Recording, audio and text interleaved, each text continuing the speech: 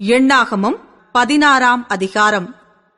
லேவிக்கு பிறந்த கோகாத்தின் குமாரனாகிய இத்சேயாரின் மகன் கோராகு என்பவன் ரூபன் வம்சத்திலுள்ள எலியாபின் குமாரராகிய தாத்தானையும் அபிராமையும் பேலேத்தின் குமாரனாகிய ஓனையும் கூட்டிக் கொண்டு இஸ்ரவேல் புத்திரரில் சபைக்கு தலைவர்களும் சங்கத்துக்கு அழைக்கப்பட்டவர்களும் பிரபலமானவர்களுமாகிய 250 பேர்களோடும் கூட மோசேக்கு முன்பாக எழும்பி மோசேக்கும் ஆரோனுக்கும் விரோதமாக கூட்டம் கூடி அவர்களை நோக்கி, நீங்கள் மிஞ்சிப் போகிறீர்கள், சபையார் எல்லாரும் பரிசுத்தமானவர்கள், கர்த்தர் அவர்கள் நடுவில் இருக்கிறாரே, இப்படி இருக்க கர்த்தருடைய சபைக்கு மேலாக உங்களை ஏன் உயர்த்துகிறீர்கள் என்றார்கள். மோசே அதை கேட்டபோது முகங்குப்புற விழுந்தான். பின்பு அவன் கோராகையும் அவனுடைய எல்லா கூட்டத்தையும் நோக்கி, நாளைக்கு கர்த்தர் தம்முடையவன் இன்னான் என்றும் தம் அண்டையிலே சேர தாம் கட்டளையிட்ட பரிசுத்தவான் இன்னான் என்றும் காண்பிப்பார். அப்பொழுது எவனை தெரிந்து கொள்வாரோ அவனை தம்மிடத்தில் சேர கட்டளையிடுவார். ஒன்று செய்யுங்கள், கோராகே, கோராகின் கூட்டத்தார்களே, நீங்கள் எல்லாரும் தூப கலசங்களை எடுத்துக்கொண்டு நாளைக்கு அவைகளில் அக்கினி போட்டு கர்த்தருடைய சந்நிதியில் தூப வர்க்கம் இடுங்கள். அப்பொழுது கர்த்தர் எவனை தெரிந்து கொள்வாரோ அவன் பரிசுத்தவானாயிருப்பான். லேவியின் புத்திரராகிய நீங்களே மிஞ்சிப் போகிறீர்கள் என்றான். பின்னும் மோசே கோராகை நோக்கி, லேவியின் புத்திரரே கேளுங்கள், கர்த்தருடைய வாசஸ்தலத்தின் பணிவிடைகளைச் செய்யவும் சபையாரின் முன்னின்று அவர்கள் செய்ய வேண்டிய வேலைகளைச் செய்யவும் உங்களை தம் அண்டையிலே சேரப்பண்ணும்படி இஸ்ரவேலின் தேவன் இஸ்ரவேல் சபையாரிலிருந்து உங்களை பிரித்தெடுத்ததும் அவர் உன்னையும் உன்னோடே கூட லேவியின் புத்திரராகிய உன்னுடைய எல்லா சகோதரரையும் சேரப்பண்ணினதும் உங்களுக்கு அற்ப காரியமோ? இப்பொழுது ஆசாரிய பட்டத்தையும் தேடுகிறீர்களோ? இதற்காக நீயும் உன் கூட்டத்தார் அனைவரும் கர்த்தருக்கு விரோதமாகவே கூட்டம் கூடினீர்கள். ஆரோனுக்கு விரோதமாக நீங்கள் முறுமுறுக்கிறதற்கு அவன் எம்மாத்திரம் என்றான். பின்பு மோசே எலியாபின் குமாரராகிய தாத்தானையும் அபிராமையும் அழைத்தனுப்பினான். அவர்கள், நாங்கள் வருகிறதில்லை, இந்த வனாந்திரத்தில் எங்களை கொன்று போடும்படி பாலும் தேனும் ஓடுகிற தேசத்திலிருந்து எங்களை கொண்டு வந்தது அற்ப காரியமோ? எங்கள் மேல் துரைத்தனமும் பண்ண பார்க்கிறாயோ? மேலும் நீ எங்களை பாலும் தேனும் ஓடுகிற தேசத்துக்கு கொண்டு வந்ததும் இல்லை, எங்களுக்கு வயல்களையும் திராட்சத் தோட்டங்களையும் சுதந்திரமாக கொடுத்ததும் இல்லை. இந்த மனிதருடைய கண்களை பிடுங்க பார்க்கிறாயோ? நாங்கள் வருகிறதில்லை என்றார்கள். அப்பொழுது மோசேக்கு கடும் கோபம் உண்டது. அவன் கர்த்தரை நோக்கி, அவர்கள் செலுத்தும் காணிக்கையை அங்கீகரியாதிருப்பீராக. நான் அவர்களிடத்தில் ஒரு கழுதையை முதலாய் எடுத்துக் கொள்ளவில்லை, அவர்களில் ஒருவனுக்கும் யாதொரு பொல்லாப்பு செய்யவும் இல்லை என்றான். பின்பு மோசே கோராகை நோக்கி, நீயும் உன் கூட்டத்தார் யாவரும் நாளைக்கு கர்த்தருடைய சந்நிதியில் வாருங்கள், நீயும் அவர்களும் ஆரோனும் வந்திருங்கள்.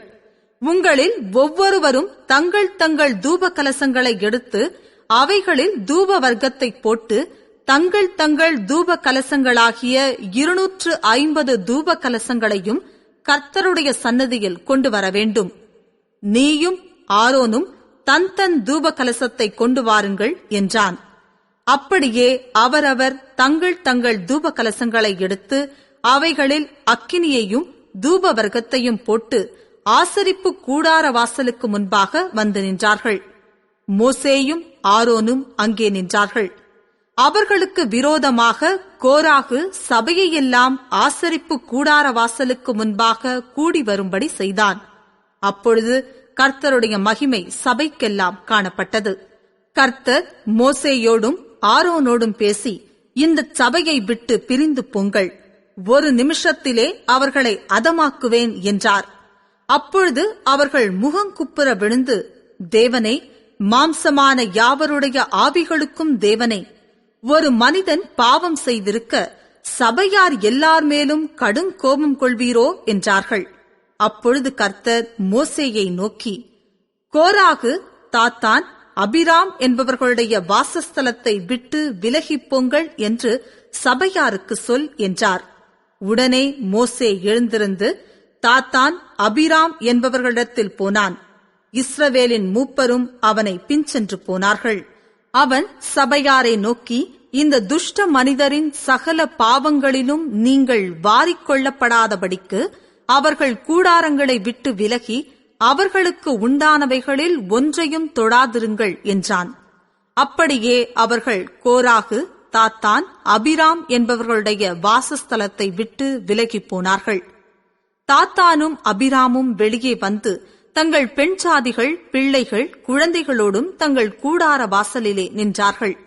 அப்பொழுது மோசே, இந்த கிரியைகளையெல்லாம் செய்கிறதற்கு கர்த்தர் என்னை அனுப்பினார் என்றும் அவைகளை நான் என் மனதின்படியே செய்யவில்லை என்றும் நீங்கள் எதினாலே அறிவீர்களென்றால், சகல மனிதரும் சாகிறபடி இவர்கள் செத்து சகல மனிதருக்கும் நேரிடுகிறது போல இவர்களுக்கும் நேரிட்டால் கர்த்தர் என்னை அனுப்பவில்லை என்று அறிவீர்கள். கர்த்தர் ஒரு புதிய காரியத்தை நேரிடச் செய்வதால் பூமி தன் வாயை திறந்து இவர்கள் உயிரோடே பாதாளத்தில் இறங்கத்தக்கதாக இவர்களையும் இவர்களுக்கு உண்டான யாவையும் விழுங்கி போட்டதேயானால் இந்த மனிதர் கர்த்தரை அவமதித்தார்கள் என்பதை அறிந்து கொள்வீர்கள் என்றான். அவன் இந்த வார்த்தைகளை எல்லாம் சொல்லி முடித்தவுடனே அவர்கள் நின்றிருந்த நிலம் பிளந்தது. பூமி தன் வாயை திறந்து அவர்களையும் அவர்கள் வீடுகளையும் கோராகுக்குரிய எல்லா மனிதரையும் அவர்களுக்கு உண்டான சகல பொருள்களையும் விழுங்கி போட்டது. அவர்கள் தங்களுக்கு உண்டானவை எல்லாவற்றோடும் உயிரோடே பாதாளத்தில் இறங்கினார்கள். பூமி அவர்களை மூடிக்கொண்டது. இப்படி சபையின் நடுவிலிருந்து அழிந்து போனார்கள். அவர்களைச் சுற்றிலும் இருந்த இஸ்ரவேலர் யாவரும் அவர்கள் கூக்குரலை கேட்டு, பூமி நம்மையும் விழுங்கிப் போடும் என்று சொல்லி ஓடினார்கள். அக்கினி கர்த்தருடைய சந்நிதியிலிருந்து புறப்பட்டு தூபங்காட்டின 250 பேரையும் பட்சித்து போட்டது. பின்பு கர்த்தர் மோசேயை நோக்கி, அக்கினிக்குள் அகப்பட்ட தூப கலசங்களை எடுத்து அவைகளில் இருக்கிற அக்கினியை அப்பாலே கொட்டிப் போடும்படி ஆசாரியனாகிய ஆரோனின் குமாரன் எலெயாசாருக்கு சொல். அந்த தூப கலசங்கள் பரிசுத்தமாயின.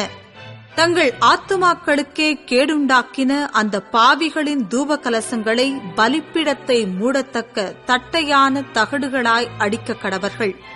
அவர்கள் கர்த்தருடைய சந்நிதியில் அவைகளை கொண்டு வந்ததினால் அவைகள் பரிசுத்தமாயின. அவைகள் இஸ்ரவேல் புத்திரருக்கு ஒரு அடையாளமாயிருக்கும் என்றார். அப்படியே ஆசாரியனாகிய எலெயாசார் சுட்டெரிக்கப்பட்டவர்கள் கொண்டு வந்திருந்த வெண்கல தூப கலசங்களை எடுத்து, ஆரோனின் புத்திரராயிராத அந்நியன் ஒருவனும் கர்த்தருடைய சந்நிதியில் தூபங்காட்ட வராதபடிக்கும், கோராகைப் போலும் அவன் கூட்டத்தாரைப் போலும் இராதபடிக்கும் இஸ்ரவேல் புத்திரருக்கு ஞாபக குறியாயிருக்கும் பொருட்டு கர்த்தர் மோசேயை கொண்டு தனக்கு சொன்னபடியே அவைகளை பலிப்பீடத்தை மூடும் தகடுகளாக அடிப்பித்தான். மறுநாளில் இஸ்ரவேல் புத்திரரின் சபையார் எல்லாரும் மோசேக்கும் ஆரோனுக்கும் விரோதமாக முறுமுறுத்து, நீங்கள் கர்த்தரின் ஜனங்களை கொன்று போட்டீர்கள் என்றார்கள். சபையார் மோசேக்கும் ஆரோனுக்கும் விரோதமாக கூடி ஆசரிப்பு கூடாரத்துக்கு நேரே பார்க்கிறபோது மேகம் அதை மூடினது. கர்த்தரின் மகிமை காணப்பட்டது. மோசேயும் ஆரோனும் ஆசரிப்பு கூடாரத்துக்கு முன்பாக வந்தார்கள். அப்பொழுது கர்த்தர் மோசேயை நோக்கி, இந்த சபையாரை விட்டு விலகிப் போங்கள், ஒரு நிமிஷத்தில் அவர்களை அதமாக்குவேன் என்றார். அவர்கள் முகங்குப்புற விழுந்தார்கள். மோசே ஆரோனை நோக்கி, நீ தூப கலசத்தை எடுத்து பலிப்பீடத்தில் இருக்கிற அக்கினியை அதில் போட்டு அதின் மேல் தூப வர்க்கம் இட்டு சீக்கிரமாய் சபையினிடத்தில் போய் அவர்களுக்காக பாவ நிவர்த்தி செய். கர்த்தருடைய சன்னதியிலிருந்து கடுங்கோபம் புறப்பட்டது, வாதை தொடங்கிற்று என்றான். மோசே சொன்னபடி ஆரோன் அதை எடுத்துக்கொண்டு சபையின் நடுவில் ஓடினான். ஜனங்களுக்குள்ளே வாதை தொடங்கியிருந்தது. அவன் தூபவர்க்கம் போட்டு ஜனங்களுக்காக பாவ நிவர்த்தி செய்து செத்தவர்களுக்கும் உயிரோடிருக்கிறவர்களுக்கும் நடுவே நின்றான். அப்பொழுது வாதை நிறுத்தப்பட்டது. கோராகின் காரியத்து நிமித்தம் செத்தவர்கள் தவிர அந்த வாதையினால் செத்துப்போனவர்கள் 14,700 பேர். வாதை நிறுத்தப்பட்டது. அப்பொழுது ஆரோன் ஆசரிப்பு கூடார வாசலுக்கு மோசேயினிடத்தில் திரும்பி வந்தான்.